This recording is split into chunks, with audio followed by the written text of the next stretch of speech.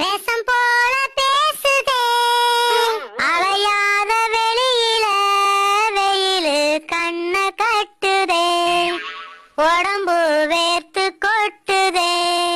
Wow what a timing டா. நீ பேச ஆரம்பிச்சாலே பக்கத்துல எறும்பு வருதுடி. ஆமாண்டா, ஏன் வருது?